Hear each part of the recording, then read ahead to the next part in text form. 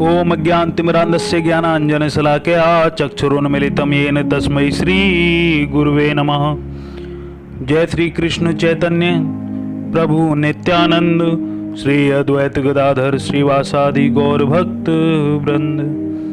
हरे कृष्ण कृष्ण कृष्ण हरे हरे, हरे राम राम राम हरे हरे। वाल्मीकि रामायण बालकांड। वाल्मीकि के आश्रम में एक दिन देवर्षि नारद मुनि आए। वाल्मीकि उस समय अपने शिष्यों के साथ वार्तालाप कर रहे थे, परंतु अपने आश्रम में आए सुविख्यात अतिथि को देखते ही वह तत्काल आदर प्रकट करने के लिए उठ खड़े हुए। नारद मुनि को प्रणाम करने और उन्हें आरामदायक स्थान पर बिठाने के बाद ऋषियों ने नारद जी के पैर धोए और उनका यथाउचित आदर सत्कार किया। एक दूसरे से कुशल क्षेम पूछने के बाद वाल्मीकि बोले, सत्य को जानने वालों में सर्वश्रेष्ठ हे नारद मुनि, कृपा कर मुझे बताएं कि पृथ्वी में इस समय सभी महान पुरुषों में सर्वश्रेष्ठ कौन है? वह कौन है जो सर्वाधिक ज्ञानी और सबसे अधिक शक्तिशाली है? वह कौन है जो सर्वाधिक सुंदर और सुदर्शन है? वह कौन है जो उदार हृदय, सत्यनिष्ठ, कृतज्ञ और सर्वाधिक चतुर है?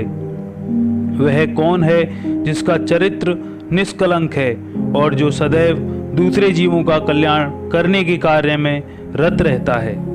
वह कौन है जिसके मन में कभी भी क्रोध या द्वेष फटकता तक नहीं है?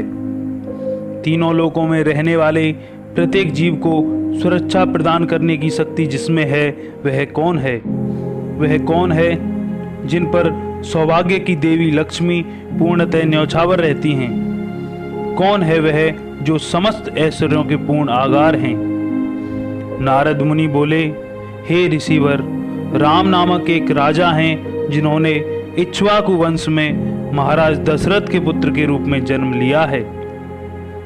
वह समस्त सद्गुणों का मूर्त रूप हैं। वह समस्त समृद्धि का भंडार हैं और अपरंपार शक्तियों के स्वामी हैं। उनकी बलशाली भुजाएं उनके घुटनों तक पहुंचती हैं। उनकी ग्रीवा शंख के समान 3 रेखाओं से आभूषित है। उनका वक्षस्थल और उनके कंधे चौड़े हैं। उनका शीश अत्यंत भव्य है और उनके नेत्र विशाल हैं। उनका रंग हरित आभायुक्त, सांवला और दैदीप्यमान है। उनका कद मध्यम लंबाई का है और उनके हाथ पैर सममित और सुगठित हैं। उनकी विद्वता अथाह है। वह अत्यंत संयमी हैं। उनकी वाणी गंभीर है और वह अत्यंत वाक्पटु हैं। अस्त्र शस्त्रों के संचालन में राम पूर्णतः प्रवीण हैं। वे वेदों के पूर्ण ज्ञाता हैं। वह धार्मिक सिद्धांतों का आदर्श रूप से पालन करते हैं और वह वर्णाश्रम व्यवस्था के ध्वजवाहक हैं। एक ओर वह समस्त शत्रुओं के संहारक हैं, तो वहीं दूसरी ओर वह पूर्णतः समर्पित आत्माओं के एकमात्र आश्रयदाता हैं। उनकी संकल्प शक्ति अटूट है और उनकी स्मृति त्रुटिहीन है। वह बुद्धिमान, दयालु और सागर के समान गंभीर हैं। युद्ध में उनका पराक्रम सर्वश्रेष्ठ नायक के समान होता है। सभी जीवधारी उन्हें प्रेम करते हैं और वह मित्रों व शत्रुओं दोनों के प्रति निष्पक्ष रहते हैं। राम का बल हिमालय के समान है।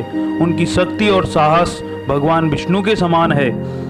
सुंदरता में वह पूर्णमासी के चंद्रमा को भी मात करते हैं। उनकी सहनशीलता पृथ्वी के समान है और उनका क्रोध समस्त ब्रह्मांड को जलाकर राख कर देने वाली प्रचंड अग्नि के समान है। सत्य तो यह है कि राम ही संपूर्ण ब्रह्मांड के पालनहार हैं और भगवान विष्णु के अवतार होने के कारण वह सभी प्रकार से उनके समान हैं। इस प्रकार नारद मुनि ने संक्षेप में भगवान रामचंद्र का जीवन परिचय दिया और फिर वाल्मीकि को बताया कि यही पूर्ण पुरुषोत्तम भगवान इस समय सबसे आदर्श राजा के रूप में अपनी प्रजा पर शासन कर रहे हैं। नारद जी बोले, भगवान राम के राज्य में कोई भी व्यक्ति मानसिक पीड़ा से ग्रस्त नहीं है। सभी लोग अत्यंत प्रसन्न और समृद्ध हैं और उन्हें चोरों का अभाव, भाव का या भूख का कोई भय नहीं है। समस्त कस्बों और गांवों में खाद्यान्न, फल, सब्जियां और दुग्ध उत्पाद प्रचुरता से उपलब्ध है। असल में भगवान राम के राज्य में लोग उतने ही धर्मनिष्ठ और प्रसन्न हैं जितने धर्मनिष्ठ और प्रसन्न सतयुग के समय के लोग हुआ करते थे। वहाँ बाढ़, भूकंप या अकाल जैसी कोई प्राकृतिक आपदा नहीं आती। सभी स्त्रियां अत्यंत पवित्र हैं और उन्हें कभी भी विधवा होने का दंश नहीं भोगना पड़ता। भगवान रामचंद्र आध्यात्मिक लोक बैकुंठ में स्थित अपने भगवत धाम को वापस लौटने से पहले 11,000 वर्ष तक पृथ्वी पर शासन करेंगे। इसके बाद नारद जी आगे की अपनी यात्रा के लिए चल पड़े और उनके जाने के बाद वाल्मीकि अपने शिष्य भरद्वाज के साथ तमसा नदी के तट की ओर चल पड़े। वाल्मीकि नदी के तट पर बैठकर नारद जी की कही हुई बातों के बारे में गहन चिंतन मनन करने लगे। तभी वाल्मीकि की नजर जंगल के अंदर रति क्रीड़ा में आनंद मग्न होकर अत्यंत सुरीली आवाज में गाते क्रौच पक्षी के एक जोड़े पर पड़ी। अचानक निषाद जाति का एक दुष्ट शिकारी अपने छुपने की आड़ से बाहर निकला और उसने बाण चला दिया। उसके बाण से बिंधा नर क्रौच दर्द से चीत्कार करता हुआ जमीन पर गिर पड़ा। मृत्यु की पीड़ा से छटपटाते हुए और रक्त से लथपथ अपने संगी को देखकर मादा क्रौच करुण स्वर में रोने लगी। पल भर में ही वह ऐन्द्रिक आनंद के शिखर से दुख के गर्त में पहुंच गई थी। यह देखकर वाल्मीकि का हृदय दुख से भर उठा और उन्हें वह शिकारी घोर पापी जान पड़ा। क्रोध से उबलते ऋषि ने शिकारी को शाप देते हुए कहा, ओ पक्षियों के हत्यारे, तुझे जन्म जन्मांतरों तक कभी शांति ना मिले। अपनी संगनी के साथ सुख भोगते एक भोले वाले अबोध जीव की ऐसी निर्दयता पूर्वक हत्या करने के लिए यही तेरा दंड है। परंतु मुंह से साप निकलते ही वाल्मीकि ने खुद को लज्जित अनुभव किया, क्योंकि वह अपने क्रोध पर संयम नहीं रख सके। एक प्रबुद्ध आत्मा होने के कारण वह यह भली भांति जानते थे कि सभी जीवधारी भौतिक जगत के 3 गुणों के वशीभूत होकर असहाय रूप से कार्य कर रहे हैं। इस प्रकार वाल्मीकि को इस बात पर खेद हुआ कि उन्होंने शिकारी का प्रतिकार करके उसे शाप दे दिया। परंतु साथ ही इस बात का भान होते ही उन्हें आश्चर्य हुआ कि उनके मुख से साप के शब्द छंद की सही सही मात्राओं के रूप में बाहर निकले और ऐसा जान पड़ा कि वाल्मीकि के साप में भगवान राम की जीवन कथा में चित्रित उस प्रबल भावनात्मक अभिव्यक्ति का संकेत था, जिस पर वह नारद जी के साथ हुई भेंट के बाद से ही विचार कर रहे थे। वाल्मीकि ने भरद्वाज से कहा, मेरे दुख से 4 पंक्तियों का एक श्लोक व्यक्त हुआ, जिसकी प्रत्येक पंक्ति में 8 मात्राएं थीं। शोक से एक अत्यंत सुंदर श्लोक निकला, जिससे यह पता चलता है कि बिना करुणा के कोई भी मौलिक काव्यात्मक अभिव्यक्ति संभव नहीं है। इसके बाद वाल्मीकि ने तमसा नदी में स्नान किया और फिर वह अपने आश्रम को लौट गए। फिर कुछ ही समय बाद जब वाल्मीकि शांत मन से बैठे हुए थे और शिकारी को दिए गए अपने शाप पर गहन विचार कर रहे थे, तभी उन्होंने देखा कि ब्रह्मांड के सर्वोच्च ग्रह पर स्थित अपने धाम से ब्रह्मा जी वहां आ रहे हैं। यह देखकर वाल्मीकि अत्यधिक चकित हुए और भगवान विष्णु की नाभि से प्रकट होने वाले इस ब्रह्मांड के द्वितीय सृष्टा का अभिनंदन करने के लिए वह तत्काल अपने आसन से प्रसन्नतापूर्वक उठकर खड़े हो गए।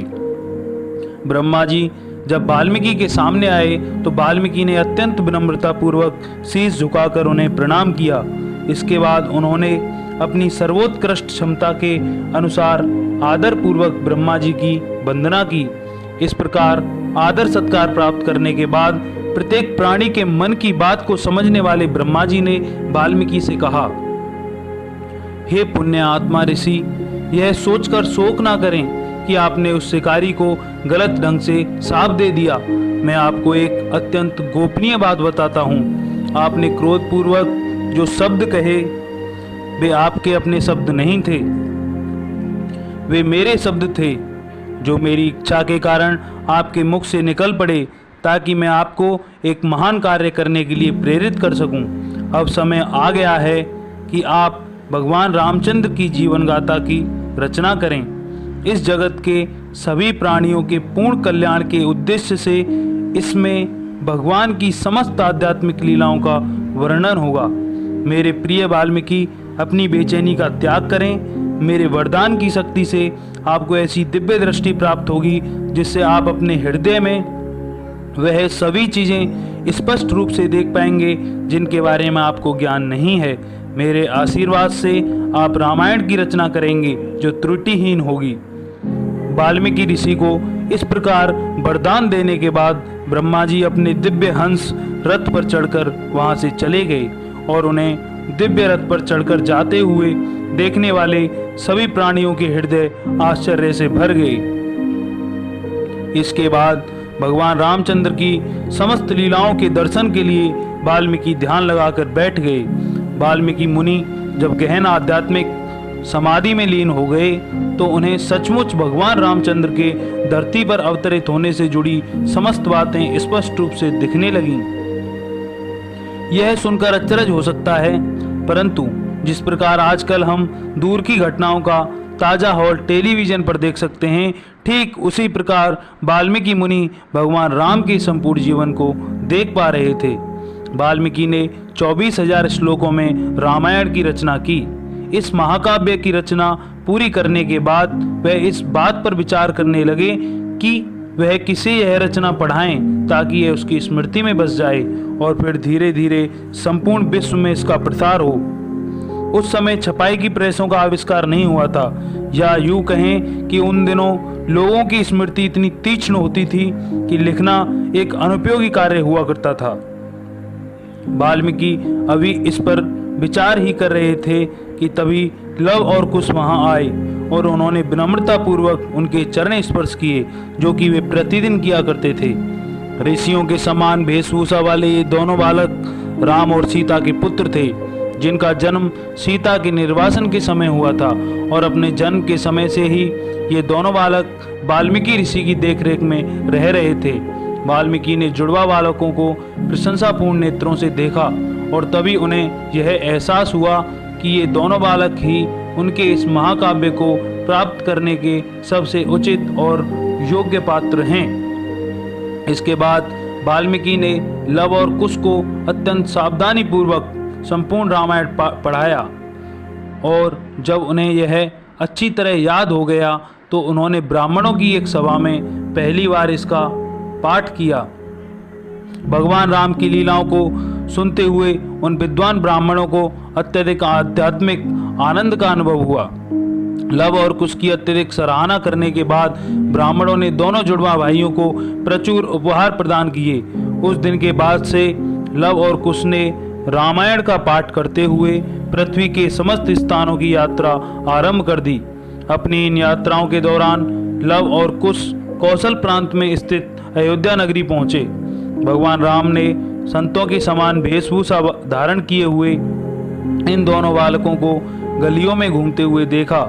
चूंकि ये दोनों बालक उनकी आध्यात्मिक लीलाओं का पाठ कर रहे थे और अयोध्या के लोग इन बालकों की जय जयकार कर रहे थे, इसलिए भगवान राम अत्यंत प्रसन्नता पूर्वक उन्हें अपने राजमहल ले आए।